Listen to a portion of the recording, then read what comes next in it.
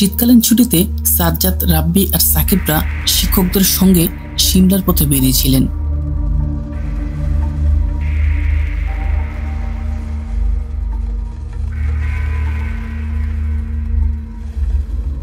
সারাদিন ভ্রমণের পর সন্ধ্যার দিকে হঠাৎ মাঝপথে বাস নষ্ট হয়ে যায়। রাত বাড়ছিল, তাই শিক্ষকরা আর কোনো ঝুঁকি না নিয়ে কাছের একটি হোটেলে উঠে পড়েন। হোটেলটি পাহাড়ের কোল ঘেঁষে দাঁড়িয়েছিল, চারদিকে ঘন জঙ্গল। দূর থেকে মনে হচ্ছিল যেন হোটেলটি কোনো রহস্য লুকিয়ে বসে আছে।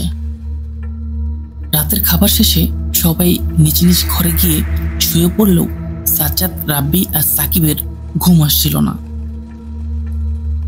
জানালা দিয়ে তাকিয়ে তারা দূরে একটি ঝিল দেখতে পেল।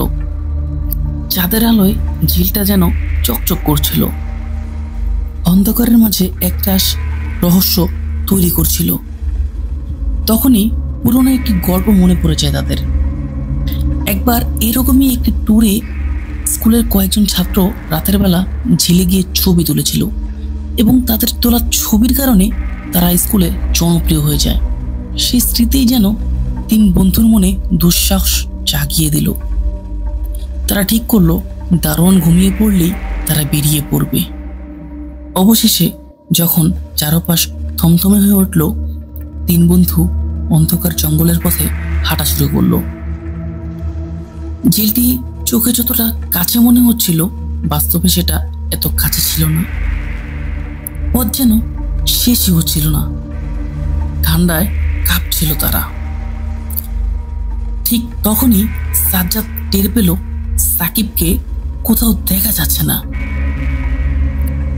রাব্বি সাকিবের নাম ধরে ডাকতে ডাকতে এগিয়ে গেল, আর ঠিক সেই সময় মাটি খোঁড়ার শব্দ এলো।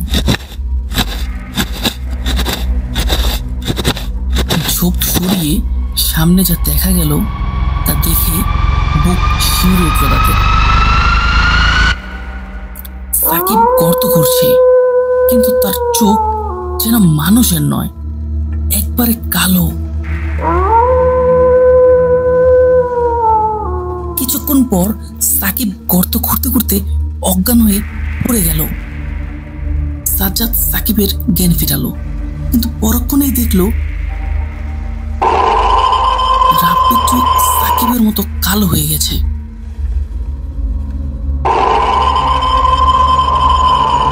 হঠাৎ রাব্বি দৌড় দিল গভীর জঙ্গলের ভেতরে। সাজ্জাদ আর সাকিব দিশেহারা হয়ে তার পিছু নিল।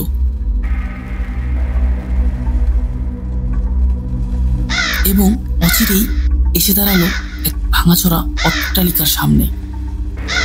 বাড়িটি এতদিন কেউ পানা রাখার কারণে প্রচন্ড ভয়ানক লাগছিল। ভেতরে প্রবেশ করতেই তারা শিউরে উঠল। রাব্বি অজ্ঞান অবস্থায় বাতাসে ভাসছে, আর তার পিছে ভয়ানক এক বুড়ি। তার খসে পড়া চামড়া, সাদা উড়ন্ত চুল আর কালো চোখে ক্ষুধার্ত প্রতিশোধের ছাপ। অস্পষ্ট মন্ত্র গর্জনে তার ঠোঁট নড়ছিল। তারা দুজন দিশেহারা হয়ে দৌড়ে বেরিয়ে আসতে চাইল।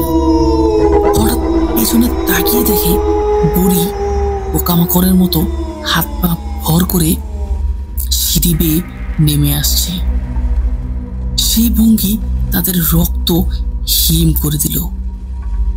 জীবন বাঁচানোর তাগিদে তারা ছুটল জঙ্গলের পথে। আর হঠাৎ নিজেদের ঠিক সেই ঝিলের ধারে আবিষ্কার করলো। কিছু বোঝার আগেই সাকিব আর সাজ্জাদের পা কাদায় আটকে গেল। অজানা শক্তি তাদের টেনে নিয়ে গেল জলের গভীরে। তাদের চিৎকার কয়েক মুহূর্তেই মিলিয়ে গেল অন্ধকার ঝিলে। সাজ্জাদ মরিয়ার চেষ্টা চালিয়ে কোনো মতে জলের বাইরে উঠতে পারলো, কিন্তু সাকিবকে চোখের সামনে ডুবে যেতে দেখে সে অজ্ঞান হয়ে পড়ে গেল। প্রভাতের আলোয় সাজ্জাদ হঠাৎ হোটেলের বিছানায় নিজেকে আবিষ্কার করলো। বাইরে হইচই শুনে সে ছুটে গেল। পুলিশের গাড়ি, মানুষের ভিড় আর মাটিতে সাদা কাপড়ে ঢাকা দুটি দেহ। সে জানতো এগুলো তার প্রিয় বন্ধু রাব্বি সাকিবের। পুলিশ পুরো ঘটনাকে খুন বলে রেকর্ড করলেও আশেপাশের লোকেরা অন্য সত্য জানালো। বহু বছর আগে ঝিলের পাড়ে একটি বাড়িতে এক বুড়ি একা থাকতো। একদল লোক তার বাড়ি দখল করতে গিয়ে তাকে নির্মমভাবে মেরে ঝিলে ফেলে দেয়। তারপর থেকে বুড়ি প্রতিশোধ পরায়ণ আত্মা হয়ে জেগে উঠেছিল। এখন যেই ঝিলের কাছাকাছি আসে তার মৃত্যু অনিবার্য। সাজ্জাদ বুঝল, যদি আগেভাগে এই সত্যি তারা জানতো তবে হয়তো আজও রাব্বি আর সাকিব বেঁচে থাকতো। কিন্তু ভাগ্যের চক্রে সেই রাত তার জীবনে অভিশাপ হয়ে নামলো। ঝিলের কালো জল যেন তার হৃদয়ে চিরদিনের মতো কাঁপন ছড়িয়ে রেখে গেল। এই ছিল আজকের মতো। ভিডিওটি কেমন লাগলো অবশ্যই কমেন্ট করে জানান। যদি সময় থাকে আমাদের আগের ভিডিওগুলো দেখুন এবং চ্যানেলটি সাবস্ক্রাইব করে আমাদের পাশেই থাকুন। ধন্যবাদ সবাইকে। আসসালামু আলাইকুম।